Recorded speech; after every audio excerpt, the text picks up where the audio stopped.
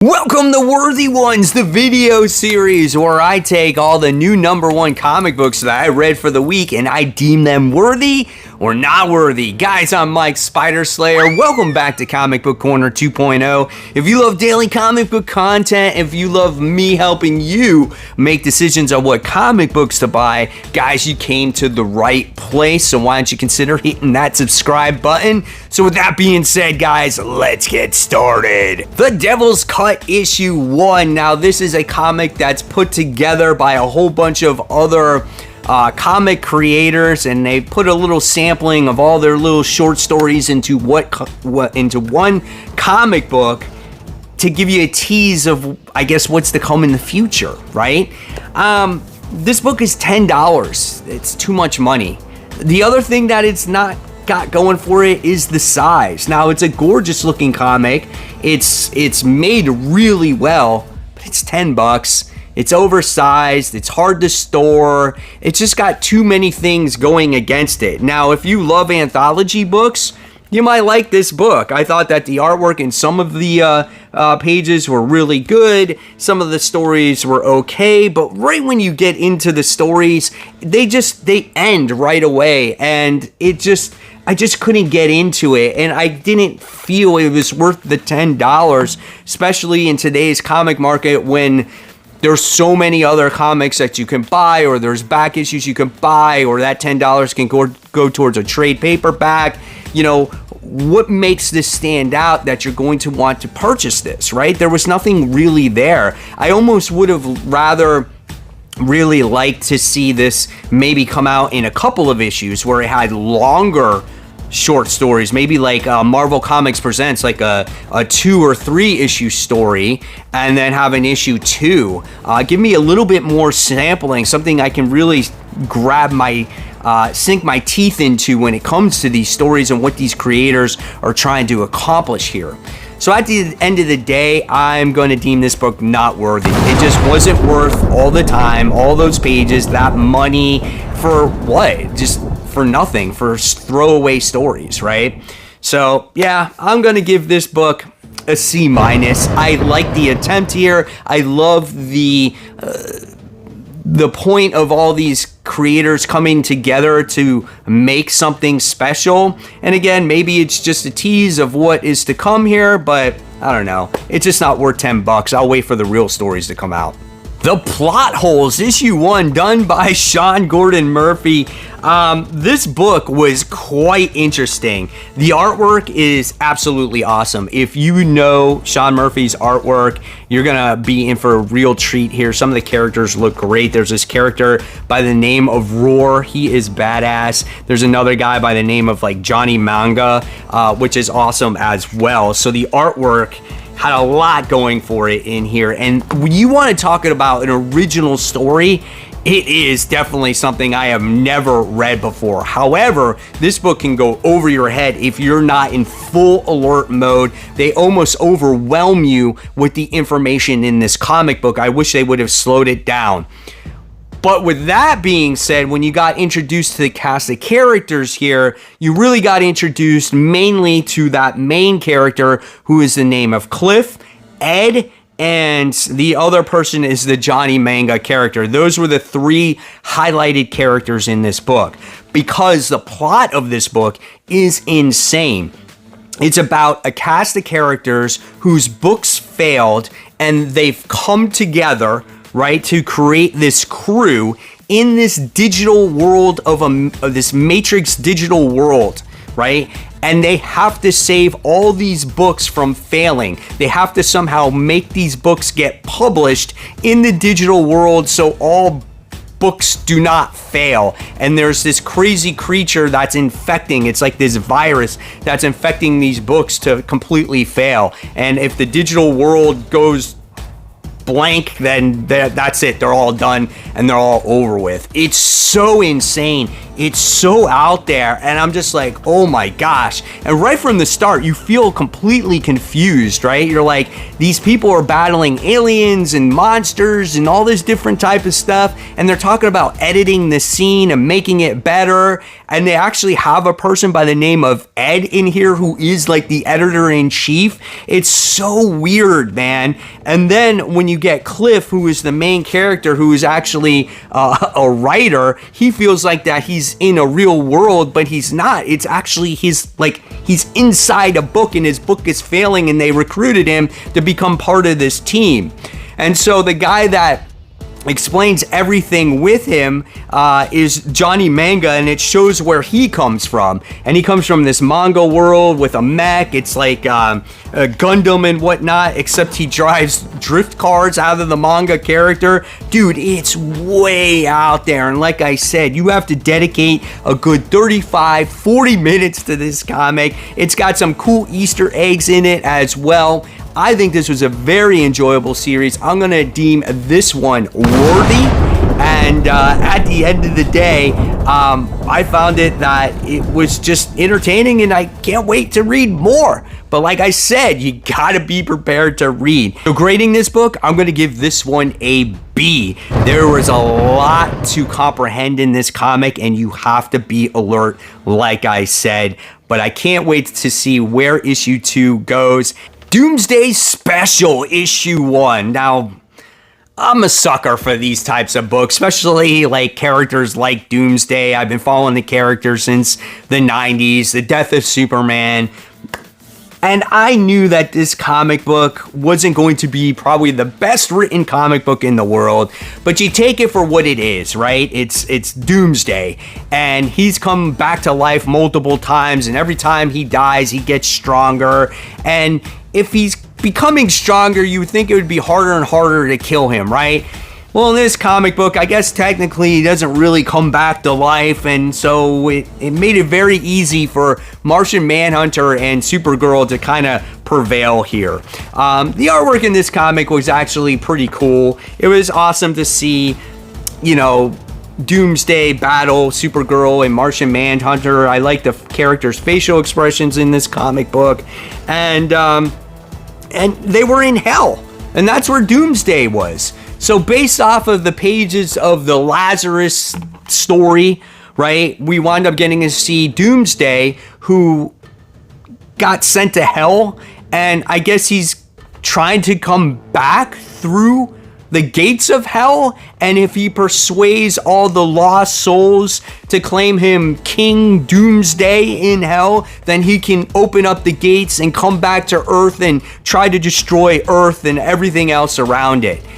Supergirl was having these nightmares, so she says, but she was actually called upon this creature by the name of First of the Fallen to try to prevent Doomsday coming to Earth.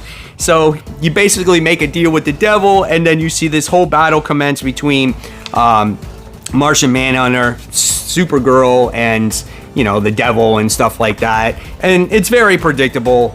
He obviously loses at the end of the day. He's stuck in hell, and he can't come back to Earth. It's kind of a pointless story, really. And then you get this backup story about the person who sent Doomsday to hell to begin with, and he becomes like the Superman of hell. Like, you get to see him wear this crazy new costume. He's like a mix between the new character, Spawn, Venom, because he got chains around his wrist and stuff like that. And what do they call him? They call him Bloodwind. It sounds pretty generic, but I don't know, man. This book's not worthy. It really isn't. Like, you can spend your money on other stuff, right? It wasn't the worst thing I ever read. It's just not worth the $6. It's just, he doesn't even make it to Earth. There's no point into it. It's just to prevent him from coming back to Earth. So at the end of the day, I'm going to grade this book. I'm just going to give it an average C. It's just there. It's like, if you have the extra money to burn and you want to see what happens in the comic, go ahead. But obviously, I'm trying to save you some money here. I think it's a hard pass. So yeah, buy something else. Ms. Marvel, the New Mutant, this is issue 1. You guys know my love for Ms. Marvel, especially coming out of the pages of Amazing Spider-Man, how it focused on her death and her actually transitioning into the mutant. So now we have our mini-series. I feel like the character hasn't been really written well since G. Willow Wilson's series. It's weird because in the beginning of this comic book, I was like, whoa, what is this wonky artwork? Like, I totally dislike it. But the whole fact of this portion of the book was all a dream sequence, as Kamala is actually having kind of like anxiety, or she's anxious about being a mutant or her being reborn. So I was like, okay, I get where they're getting at when it comes to this comic. And then, you know, once she wakes up from her dream, this comic really gets going here. She's going to Empire State University. She's going into this program that has to deal with Orcus, and being that she is a mutant, she's going undercover to study everything that's going on with them. Now, the one thing that hinders this book a little bit is all the internal monologue. Like, you get to hear every little thought that Ms. Marvel is thinking. I don't know if this is done on purpose to the point of getting the reader to understand that she's going through some kind of anxiety, trying to fit in into college and everything else, but it just felt a little bit too overdone for me. And I didn't really like all that, and I felt it bogged down the story a little bit. But with that being said, I did overall enjoy this book, and I'm going to deem this book worthy. Now, what I didn't like about this book, though, was that being that she's sent undercover by the mutants to study Empire State University and Orcus's involvement here, she gets into her New Mutant suit, right, that says X-Men all over it, and she does battle against a creature, a Chitauri creature that's been tortured by the Orcus organization. And people see her wearing all that X-Men gear, and they're like, oh, you're an X-Men now? Oh, we hate you, and stuff like that. And she has to go into hiding and run away and stuff like that. And I get it. She's trying to do the right thing to tell people that, you know, X-Men are good people, but it's in numbers, man. One person is not going to make a difference compared to supposedly all the other mutants out there that did wrong, okay? So I was like, I thought that was a little weird and whatnot. And I felt like some of the character traits in this book were not right. Like, this is Talon, so this is supposed to be an aged up Laura Kinney, because she was stuck in the Children of the Vault, and here she would look like she was like 20. I mean, she's super hot, tight body, and she's just got like this little straight gray hair, and that's it. So I don't know, that's just me. But I did like the overall characterizations in this comic. I thought they were on point. I love the interaction with her and Bruno, and she actually told Bruno that she is a mutant. And, you know, there was really good stuff here. There was more good than bad. And I'm going to continue with issue 2. So I'm going to give this book a solid B. I liked it. It took a little long to read. But overall, this is the best Ms. Marvel book I read in quite some time. Batman Catwoman, The Gotham War Battle Lines. Issue 1. It's Bat versus the Cat. Here we go. So honestly, I really debated if I was going to pick this up. And then I said to myself, if I'm picking up freaking all the shit from Spider-Man's Gang War, why would I not pick up all the stuff from Batman's Gangs War and then compare the two events and see which one is the better event at the end of the day? And I'm going to do that. I'm going to make a whole comparison video on which one I liked when both events are completely over. I feel like the Gang War is going to take a lot longer, but never the case, that's what I'm going to do. So now, when it came to Batman, Catwoman, the Gotham War, I was like, all right, let's see. The artwork was okay. I didn't think this was my favorite artwork in a Batman book, but it was serviceable. It did a good job. There wasn't a lot of action in this book, but that's okay because this is kind of setting up everything that's to come when it comes to this whole war that's happening between Catwoman and Batman, okay? Now, how does this war start? Well, Batman's been asleep for quite a long time. I think it was something like 8 weeks, and it has to do coming off the heels of the whole Night Terror situation. So he was recovering from when Deadman actually possessed his body. And in that meantime, crime in Gotham has been down 75%. And it's all because of Catwoman. Now, Catwoman has this Robin Hood plan where she takes from the rich and kind of gives to the poor situation. So that's what she does. She gathers all of Gotham's villains. She has them work for her, train as cat burglars, and steals from those rich and gives to the poor. And everyone's happy and crime is down. And that's why things in Gotham have been silent.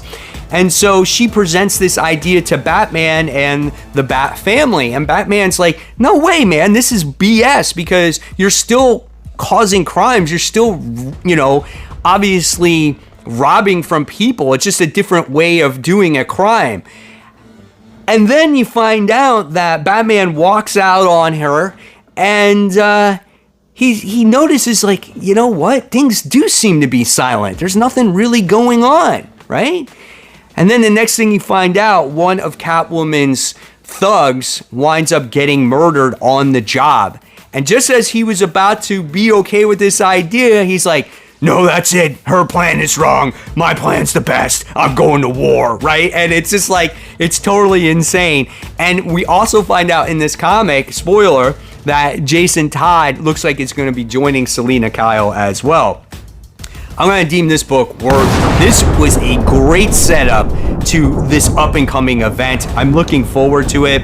I did like all the character interactions between, Jason and Damian and all the kids and Batman and Selina, and presenting the plans with each other as well. You got Commissioner Montoya, who's not on Batman's side, and Batman is sitting there going, you know what? I am losing control. Like, what's happening here?